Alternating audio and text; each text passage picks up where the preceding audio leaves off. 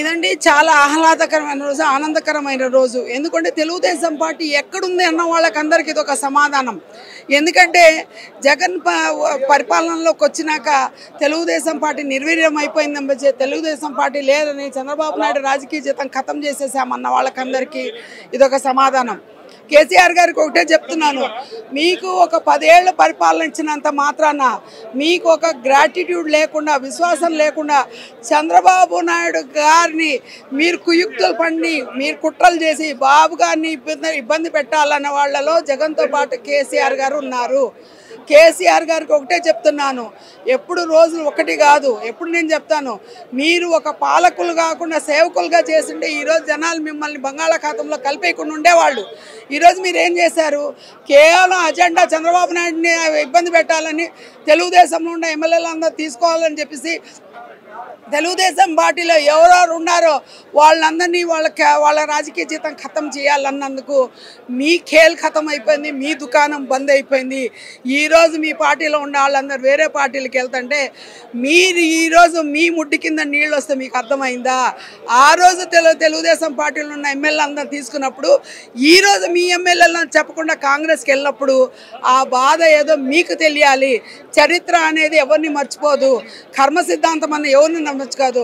Chandrababu Naidu arrest అయినప్పుడు మాత్రం కనీసం ఒక మంచి మాట, ఎందుకంటే తెలుగుదేశం పార్టీలో ఓనామాలు నేర్చుకొని తెలుగుదేశం పార్టీలో రాజకీయ జీవితం స్టార్ట్ చేసి చంద్రబాబు నాయుడు గారు అరెస్ట్ అయినప్పుడు ఒక్క మాట మీరు ఆయన గురించి మంచి మాట కానీ ఆయనకు సపోర్ట్గా మాట్లాడిన సిగ్గుపడాలని కేసీఆర్ గారిని, కేటీఆర్ గారిని అంటున్నాను.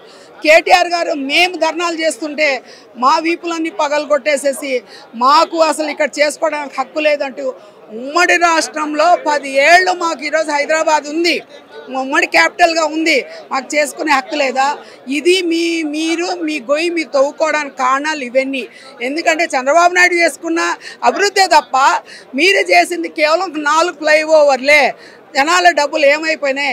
కాళేశ్వరం డబ్బులు ఏమైపోయినాయి? ఇవన్నీ కేసీఆర్ గారు, కేటీఆర్ గారు ఇప్పుడు సమాధానం చెప్పాలి.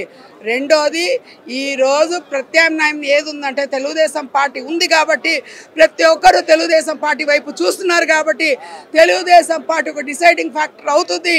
తెలుగుదేశం పార్టీ ఈసారి మాత్రం అన్ని ఎలక్షన్స్లో పోటీ చేస్తాము. మేము ఖచ్చితంగా ప్రజా జీవితంలో ఉంటాము.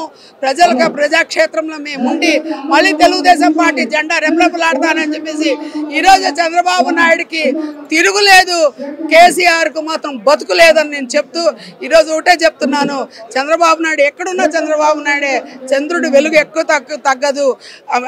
ఖర్జూర నాయుడును అమ్మన్నమ్మ ఏ ముహూర్తాన కన్నారా కానీ తిరుగులేని నాయకుడిగా యావత్ ప్రపంచంలో పేరు సంపాదించుకున్న ఘనత చంద్రబాబు నాయుడు కాబట్టి ఈరోజు తెలుగుదేశం పార్టీ మళ్ళీ ఉవ్వెత్తున లేచింది. కేసీఆర్ గారు ఒక మాట అన్నారు, దేశంలోనే డర్టీయెస్ట్ పొలిటీషియన్ చంద్రబాబు నాయుడు గారిని కూడా వ్యాఖ్యలు చేయడం కూడా జరిగింది. దాదాపు 40 సంవత్సరాల సుదీర్ఘ రాజకీయ అనుభవం, 4 పర్యాలు ముఖ్యమంత్రి చంద్రబాబు నాయుడు గారు. అంటే చంద్రబాబు నాయుడు శిష్యరేఖల నుంచి వచ్చిన కేసీఆర్ అలా మాట్లాడటం ఎంతవరకు దాన్ని మనం తెలుసుకుంటాం? ఏమంటే చేతగాని వాడికి 1,00,000 మాటలు వస్తాయి. ఎందుకంటే చంద్రబాబు నాయుడు గారి దగ్గర నువ్వు ఓనామాలు తీసుకొని ఆయన దయాదాక్షిణ్యాలతో నువ్వు కేవలం హైటెక్ సిటీ కట్టింది ఆయన కాదు, Chandrababu Naidu is one of the dirtiest politician అని చెప్పి నువ్వు చెప్పడం మాత్రం మేము మాత్రం చాలా ఖండిస్తున్నాము. ఎందుకంటే జనాలు అందుకనే ఈరోజు నిన్ను నీ ఫామ్ హౌస్కి పరిమితం చేశారు. You are the most dirtiest politician on the earth, I can say that, because a politician who is a visionary leader, who has been confined for 40 years in the political industry, and he has made a remarkable development. It's a shame on the part of the KCR that he has uttered that kind of language, unparliamentary language. Shame KCR.